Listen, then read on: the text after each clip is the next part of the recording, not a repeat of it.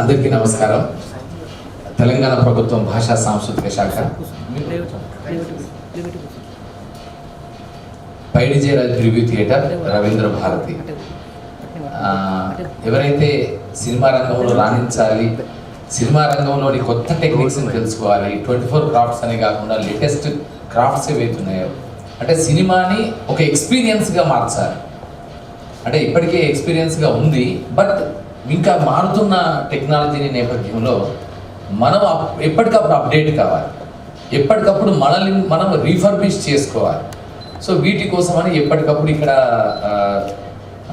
వివిధ రకాల క్రాఫ్ట్స్ మీద వర్క్షాప్స్ని, ట్రైనింగ్ క్యాంప్స్ని కూడా మనం నిర్వహిస్తూ వస్తున్నాం. జనరల్గా మనం ఇక్కడ చేస్తున్నది ఏంటంటే శనివారం ఒకటి, అంటే షార్ట్ ఫిలిమ్స్ని స్క్రీన్ చేయడం.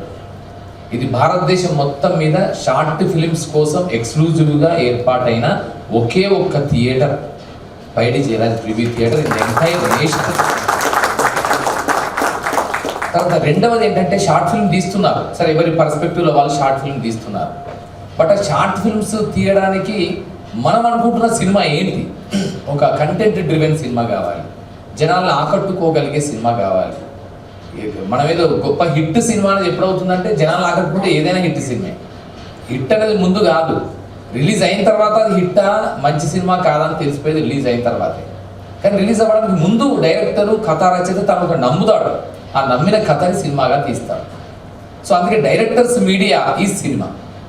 సో అలాంటప్పుడు ఆ సినిమాకు సంబంధించి ఆయనకి కొంచెం కంపారేటివ్ అనాలిసిస్ ఉంటే బాగుంటుంది. ఒక కేవలం తెలుగు సినిమాలు చూడడమే మాత్రమే కాదు, కొంచెం ప్రపంచంలో సినిమాల్లో పోకడలు ఎలా వస్తున్నాయి, కథలు ఎట్లా ఉన్నప్పటికీ చెప్పే తీరు, విధానం, presentation style, screen play technique and photography techniques ఏమున్నాయి, ఆ డైలాగ్ డైలాగ్ స్టైల్ కానీ, డిక్షన్ స్టైల్ కానీ, క్యారెక్టరైజేషన్ కానీ ఎలా ఉన్నాయి, కొంచెం కంపారేటివ్గా చేసుకుంటే బాగుంటుందనే ఆలోచనతో మనం సండే సినిమాని పెట్టాం. ఆ సండే సినిమాలో ఏం చేస్తున్నామంటే మొత్తం ఆల్ ఓవర్ ది వరల్డ్ సినిమాని మనం ఎవ్రీ సండే ఒక సినిమాని మనం ప్రజెంట్ చేస్తున్నాం. అది German, Japanese, Korean, Chinese, Spanish, Italian, Romanian, Denmark, ఇలా ఈజిప్షియన్ సినిమాలు, నాలీవుడ్ సినిమాలు, అంటే నైజీరియన్ సినిమాలు కూడా మనం ఇక్కడ ప్రదర్శిస్తూ వస్తున్నాం. సో దీనివల్ల ఏంటంటే మనకు కంపారేటివ్ అనాలిసిస్ ఒకటి వస్తుంది.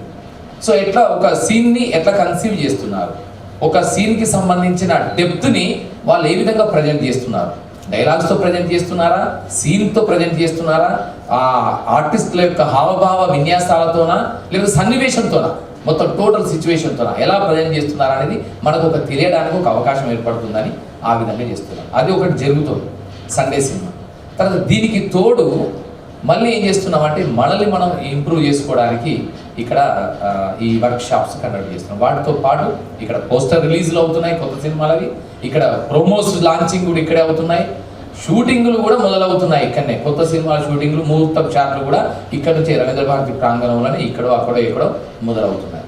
సో ఇదంతా ఒకవైపు అయితే ఈ రోజు చేస్తున్న వర్క్షాప్, అంటే గతంలో చాలా వర్క్షాప్స్ చేశాం. స్క్రీన్ రైటింగ్ అని, మాస్టర్ యువర్ క్రాఫ్ట్ అని, తర్వాత స్క్రిప్ట్ రైటింగ్కి సంబంధించి, డైరెక్షన్కి సంబంధించి, యాక్టింగ్కి సంబంధించి, ఫోటోగ్రఫీకి సంబంధించి, లాస్ట్కి మొన్న artificial intelligence, application of artificial intelligence in film making అనే దాని మీద కూడా ఒక వర్క్షాప్ని అద్భుతంగా చేశాం. సో దాని మీద మంచి రిజల్ట్స్ వచ్చాయి. దాని మీద ఇంకా ఫీడ్బ్యాక్ తీసుకుంటున్నాం. అంటే మీరు ఆ ఏఐ సాఫ్ట్వేర్ని, టూల్స్ని ఉపయోగించుకొని ఏ విధంగా ఒక సినిమాని తీయగలుగుతారు. ఈ ఏఐని ఎందుకు వాడుకోవాలంటే కాస్ట్ రిడక్షనే, ఇంకేం లేదు. కాస్ట్ ఇప్పుడు ఎట్లయితే డిజిటల్ ఇమేజరీని, CGI టెక్నాలజీని, ఆ బ్లూ మ్యాట్, గ్రీన్ మ్యాట్ టెక్నాలజీని సినిమా మేకింగ్లో ఒక కొత్త ఎక్స్పీరియన్స్ని ఇవ్వడానికి, ప్రేక్షకులకి అనుభూతిని ఇవ్వడానికి ఎలాగైతే వాడుకుంటున్నామో, అలాగే ఈ ఏఐ టూల్స్ని కూడా, ఏఐ సాఫ్ట్వేర్ని కూడా వాడుకోవడం ద్వారా ప్రేక్షకులకి ఒక గొప్ప అనుభూతిని ఇవ్వడం, ఒక ఫీలింగ్ని, ఒక ఎక్సైట్మెంట్ని ఇవ్వగలిగేలాగా ఏ విధంగా చేసుకోగలుగుతాము అనేది ఒకటి. అంటే చెప్పదలుచుకున్న కథకి యాడెడ్ అడ్వాంటేజ్గా ఏఐని వాడుకోవడం ఎలా అనే దాని మీద మనం చేసాం. దానికి మంచిది ఈరోజు ప్రొడక్షన్ డిజైన్. సో ఒక సినిమాకి సంబంధించి ఏంటి సినిమా, మనం మీద కథకి సినిమాకి తేడా ఏంటంటే, కథలో మనం చెప్పుకుంటూ పోవచ్చు, రచయితగా ఏమైనా రాసుకుంటూ పోవచ్చు. నువ్వు చంద్రమండలాన్ని ఊహించుకుంటూ రాయొచ్చు. ఏదో జూల్స్ వెర్న్ 1886లో ఒక పుస్తకం రాశాడు, ఏ వాయేజ్ టు ది మూన్ అని. ఆ పుస్తకం అప్పటికి అదొకటి ఆయన ఊహించి రాశాడు అంతే, అప్పటికి ఒకటి రాశాడు, అయిపోయింది. ఇది కట్ చేస్తే 1969 జూలై 20 ఆ 20లో అపోలో 11 అనే స్పేస్ షిప్లో Neil Armstrong, Edwin Aldrin, Michael Collins ఈ ముగ్గురు స్పేస్ షిప్లో చంద్రమండల యాత్ర చేశారు. అక్కడికి వెళ్ళిన తర్వాత సిఎఫ్ ట్రాంక్విలిటీ అనే ఒక ప్లేస్లో వాళ్ళు దిగారు. దిగిన తర్వాత అక్కడ చంద్రశీలను పట్టుకొని వచ్చారు. పట్టుకొని వచ్చిన తర్వాత ఇక్కడ ల్యాబ్లో నాసా ల్యాబుల్లో పరిశోధన చేశారు. పరిశోధన చేస్తున్న క్రమంలో అంటే దాని మినరల్స్ ఏమున్నాయి, అవి ఏ కాంపోనెంట్స్తో తయారయ్యాయి, ఇంగ్రీడియంట్స్ ఏంటి, ఎలిమెంట్స్ ఏంటి, మూలకాలు ఏంటి అని అన్వేషణ చేశారు.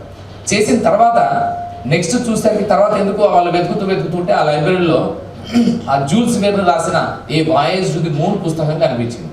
వాళ్ళు స్టడీ చేస్తున్నారు, రీసెర్చ్ చేస్తున్నారు, అన్ని పెట్టి ల్యాబొరేటరీలో పెట్టి చేస్తున్నప్పుడు ఎందుకో ఒకడు రాత్రి నిద్రపోక ఒకడు యువ సైంటిస్టు ఏదో బుక్ ఉంది కదా ఈ బుక్ తీసరికి ఆ బుక్ తీసుకొని చదివిన తర్వాత ఆశ్చర్యం ఏంటంటే 100 ఏళ్ల క్రితం 1880s ఆ ప్రాంతంలో రాసిన జూల్స్ వెర్న్ అనే రచయిత రాసిన ఏ వాయేజ్ టు ది మూన్ చంద్రమండలానికో యాత్ర అనే నవలలో ఫిక్షన్ నవల అది. ఆ ఫిక్షన్ సైన్స్ ఫిక్షన్ నవలలో రాసిన అంశాలు చంద్రమండలం ఇట్లా ఉంటుంది దానికి ఒక వాతావరణం ఇట్లుంటుంది, శిలలు ఇలా ఉంటాయి, అక్కడ ఏది ఉండదు, చెట్లు ఉండవు, ఇవి ఉండవు అని ఏవేవైతే రాశాడో అవన్నీ యాజ్ ఇట్ ఈజ్గా ఇక్కడ ఈ చంద్రశీలను పరిశోధన చేసిన తర్వాత వాళ్ళకు కూడా అవే రిజల్ట్స్ వచ్చాయి. ఇది ఎంత ఆశ్చర్యం! ఇది ఒక అద్భుతం. అంటే ఒక రైటర్ కెన్ ఇమాజిన్,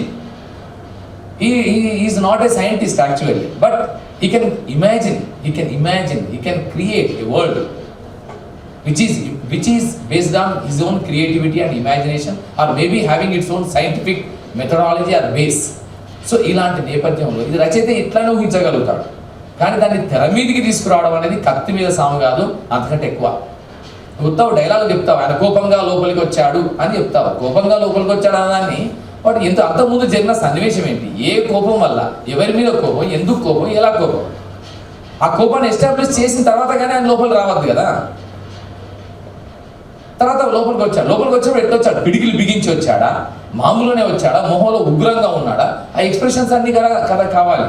మరి లోపలికి వచ్చాడు, లోపలికి అన్నప్పుడు ఏ లోపలికి అంటే వాడు అంతకుముందు బయట ఉన్నాడు, ఆ బయట ఉన్నదానికి లోపల ఉన్నదానికి మధ్య వాడి స్థాయి ఏంటి, ఆ క్యారెక్టర్ యొక్క స్థాయి ఏంటి, ఆ మిడిల్ క్లాస్ కూడా వాడు, లేకపోతే యువకుడా, మధ్య వయసు కూడా, కుటుంబ రావా, లేకపోతే పెద్ద రిచ్ మ్యానా, లేదా అదాని అంబానీ లాంటివాడా అయినప్పుడు లోపల నుంచి బయటికి రావడంలో మొత్తం ఆంబియన్స్ క్రియేట్ చేయాలి కదా. వాడు మిడిల్ క్లాస్ వాడైతే ఒక మామూలు పెంకుటిల్లో లేకపోతే స్లాబ్ ఉన్న ఆర్సీసీ బిల్డింగ్ లాంటిది ఒకటి పెట్టి లోపలికి వచ్చాడు అన్నట్టుగా ఆ దాన్ని చూపించాలి. ఆ గోడకు చిత్రపటాలు, కొన్ని ఫొటోస్, లేకపోతే ఒక చిన్న సంచి, ఒక క్యాలెండర్ బొమ్మ, క్యాలెండర్ ఉంటుంది కదా, ఇవన్నీ చూపిస్తే ఆ మిడిల్ క్లాస్ ఫ్యామిలీ అన్నట్టు అర్థమవుతుంది. ఒక చిన్న గోడ కుర్చీ ఇట్లాంటివి పెట్టాలి. లేదా వాడు అంబానీ బ్యాచ్ అనుకున్నప్పుడు దానికి మొత్తం రిచ్, లైటింగ్ గీటింగ్ మొత్తం లోపల మొత్తం కింద మార్బుల్స్ అది మొత్తం మారిపోతాయి కదా, కంప్లీట్ మారిపోతాయి. అంటే నువ్వు రాయడం చాలా ఈజీ, లోపలికి వచ్చి అతను కోపంగా లోపలికి వచ్చాడు ఈ ఒక్క వాక్యానికి ఎంత బడ్జెట్ రాలుతాయి, దాన్ని క్రియేట్ చేయడానికి, సీనిక్ ప్రజెంటేషన్ చేయడానికి ఎంత కష్టం అవుతుంది. ఈ కష్టం అంతా ఎవడు పడతాడు అంటే ప్రొడక్షన్ డిజైనర్ పడతాడు, అది ఆర్ట్ డైరెక్టర్. ఇప్పుడు మనం దాని గురించి మాట్లాడుకుంటున్నాం. ఎందుకంటే ఉత్తగా రాయడం ఒకటే కాదు, డైరెక్టర్ చెప్పడం ఒకటే కాదు, కెమెరామెన్ పట్టుకొని మేము ట్రాక్లో వేసుకున్నాం, చేతుల మీద భుజాల మీద పెట్టుకున్నాం, ఏదో స్టడీ క్యామ్లో ఇంకేదో క్యామ్లో ఇంకేదో పెట్టుకుంటూ కాదు. ఇక్కడ ప్రొడక్షన్ డిజైనర్ అనేవాడు డైరెక్టర్ ఐడియాని, రైటర్ క్రియేటివిటీని, ఆ కథకు సంబంధించిన మూల సూత్రాన్ని అన్నిటినీ అర్థం చేసుకొని సాకల్యంగా సంపూర్ణంగా మొట్టమొదటిసారిగా తన మనోయవనిక మీద, మనస్సు అనే తెర మీద సినిమాను చూస్తోడే ప్రొడక్షన్ డిజైనర్. ప్రతి సీన్ని, ఒక్క సీన్ కాదు, మనం అనుకుంటే చాలా మంది ప్రొడక్షన్ డిజైనర్ అంటే ఏంటంటే ఓ తాజ్మహల్ సెట్ ఎత్తే అయిపోయింది, ఓ రంగస్థలంలో ఊరు సెట్ వేస్తే అయిపోయింది, లేదా సింహాసనం సినిమాలో ఒక రాజభవనం ఆ ప్రాసాదం సెట్ అయితే అయిపోయింది, తోటతరణి వేశాడు, పేకెటి రంగా వేశాడు. అంతకుముందు మాధవ పెద్ద గోపాలకృష్ణ గోఖలే అని ఉండేవాడు, ఆయన పాతాళ భైరవి, మాయా బజార్ ఒక గుహల సెట్ వేశాడు, అయిపోయింది. లేదా ఒక బజార్ సెట్ వేశాడు, అలాదీన్ సినిమాలో ఆ అరబ్బుల నాటి ఒక బజార్, అన్ని అమ్మకాలు కొనుగోలు చేసి ఒక బజార్ సెట్ వేశారు, అయిపోయింది. కాదు, ఆయన ప్రొడక్షన్ డిజైనర్ యొక్క బాధ్యత అనేది సెట్ వేయడం వేరకు మాత్రమే కాదు, ఆఖరికి ఆ ఇంట్లోకి వచ్చిన తర్వాత చెయ్యి సంచి, మిడిల్ క్లాస్ ఫ్యామిలీలో ఉండే ఆ గోడకు మూలకు వేలాడే చెయ్యి సంచి కూడా ప్రొడక్షన్ డిజైనర్ ప్రొవైడ్ చేయాల్సిందే. అంటే నీకు కంప్లీట్ ఆ క్యారెక్టర్ అంటే every visual should speak the character of the entire cinema. ఆ సినిమాకు సంబంధించిన క్యారెక్టర్ని ప్రజెంట్, ఒక క్యారెక్టర్ అంటే హీరోని ప్రజెంట్ చేసేది కాదు, వాడు కాస్ట్యూమ్ డిజైనర్, కానీ మొత్తం సీన్ని ప్రజెంట్ చేయగలిగిన వాడు, ఒక సీన్కి డ్రెస్ వేయగలిగిన వాడు ప్రొడక్షన్ డిజైనర్. ఒక మనిషికి డ్రెస్ వేస్తే ఆయన కూలోడా, ముఠా మేస్త్రినా, లేకపోతే స్పేస్ కాసుకోనాట ఎట్లయితే మనకు తెలుస్తుందో, లేకపోతే వాడు మాఫియా డానా, టోప్ పెట్టుకొని పైప్ పెట్టుకొని మాఫియా డానా, లేకపోతే ఆయన మామూలు మిడిల్ క్లాస్ అబ్బాయా అని ఎట్లయితే మనకు డ్రెస్ వల్ల తెలుస్తుందో, ప్రొడక్షన్ డిజైనర్ వల్ల ఆ సినిమాకు సంబంధించిన మొత్తం ఆత్మ ఆవిష్కృతమవుతుంది. అలాంటి ప్రొడక్షన్ డిజైన్కి సంబంధించిన మెలకువలు, టెక్నిక్స్ని, ఇప్పుడు లేటెస్ట్ అడ్వాన్స్డ్ వెర్షన్స్ని ఆర్ట్ డైరెక్టర్లు చాలామంది ఉన్నారు. మగధీర సినిమాకు చేసిన రవీందర్ కావచ్చు, లేదా సాబు సీరియల్ కావచ్చు, ఇంకా మిగతా సినిమాలు చాలా చాలా పెద్ద సినిమాలు. ఇప్పుడు మనం సార్ కూడా వచ్చారు, చాలా గొప్ప గొప్ప సినిమాలు సార్ నేతృత్వంలో, సార్ సారథ్యంలో, సార్ ఇమాజినేషన్లో, విజేంద్ర ప్రసాద్ గారి ఇమాజినేషన్ నుంచి పుట్టినాయి అవన్నీ కూడా. సో అవన్నీ అంటే ఎంత పెద్దగా ఇమాజిన్ చేస్తే అంత పెద్దగా రావాలి. అంత రావడానికి కావాల్సిన అన్ని హంగులు డంగులు కూడా సమకూరాలి. సో అయినప్పటికీ ముందు ఇమాజిన్ చేయాలి కదా, think larger than life. Cinema అంటేనే లార్జర్ దాన్ లైఫ్. సో అది ఎంత ఆర్ట్ ఫిల్మ్ అయినా, ఆర్ట్ కానీ commercial main stream mass masala cinema అయినా, ఏ సినిమాకైనా కూడా ఇమాజినేషన్ అనేది ఫస్ట్ ముఖ్యం. అది కొంచెం వాస్తవికతకు దగ్గరగా నమ్మబుల్గా ఉండాలి. లేకపోతే ఒక అద్భుతాన్ని ఆవిష్కరించగలగాలి. ఆ నమ్మబుల్గా లేకపోయినా పర్లేదు, కానీ అయ్యో జరుగుతుందేమో అనిపించేలాగా ఉండగలిగేలాగా చేయాలంటే అవన్నీ చేయగలిగే సామర్థ్యం ఎవరికి ఉంటుందంటే ఆ అంబియన్స్ని క్రియేట్ చేసే వాళ్ళకి ఉంటుంది, ఆ అట్మాస్ఫియర్ని క్రియేట్ చేసే వాళ్ళకి. అది ఎవరు అంటే ప్రొడక్షన్ డిజైనర్. సో అలాంటి ప్రొడక్షన్ డిజైనింగ్ సంబంధించిన టెక్నిక్స్ని ఈరోజు రేపు 2 రోజుల పాటు department of language and culture, government of Telangana, పైడిచేర ప్రివ్యూ థియేటర్ వారు నిర్వహిస్తూ వస్తున్నారు. సో దీంట్లో పాల్గొంటున్న మంచి, ఇప్పుడు వీళ్ళందరూ ఉదయ్ గురాల రేపు వస్తాడు, అజహర్ ఉన్నారు, తర్వాత నాగేంద్ర తంగల ప్రొడక్షన్ డిజైనర్ వారు ఉన్నారు, రాజీవ్ నాయర్ గారు, గాంధీ గారు ఉన్నారు, రత్నశ్రీ గారు ఉన్నారు. వీరందరూ కూడా వారి వారి రంగాలలో వేరు సినిమాలు చేయడం ద్వారా, చిన్న సినిమాలు పెద్ద సినిమాలు చేయడం ద్వారా మంచి నాలెడ్జ్ని, ఎక్స్పర్టైజ్ని, ఎక్స్పీరియన్స్ని పొందినవారు. సో వారి ద్వారా మనకు ఒక ఓరియంటేషన్ని చేయించడం ద్వారా సినిమాకు సంబంధించిన అన్ని క్రాఫ్ట్ల పట్ల ఒక సమగ్ర అవగాహన ఏర్పడుతుంది. దానివల్ల ఏమొస్తుందంటే ఒక కంప్లీట్ సినిమా వస్తుంది. ఇక్కడ మెయిన్ ఉద్దేశం ఏంటంటే ఒక డైరెక్టర్ అంటే ఇట్లా బట్టి కరెక్ట్ యాక్షన్ కెమెరా అని చెప్పడమే కాకుండా ఒక కంప్లీట్ సినిమాని తీయగలగాలి. కంప్లీట్ సినిమా రావాలంటే ఖచ్చితంగా ఆయనకి అన్ని క్రాఫ్ట్స్ పట్ల ఒక మంచి అవగాహన ఉండాలనేది మొదటి నుంచి కేవీ రెడ్డి కాలం నుంచి కూడా చెప్పుకుంటూ వస్తున్నది, హెచ్ఎం రెడ్డి కాలం నుంచి కూడా చెప్పుకుంటూ వస్తున్న విషయమే తెలుగు సినిమాలకు సంబంధించి. సో అందుకని ఈ ఏర్పాటు చేయడం జరిగింది. దీనికి విచ్చేసిన మీ అందరికీ మరొకసారి శుభాకాంక్షలు. అలాగే దీంట్లో పాల్గొని వాళ్ళ అనుభవాలని, జ్ఞానాన్ని మనతో పంచుకుంటున్న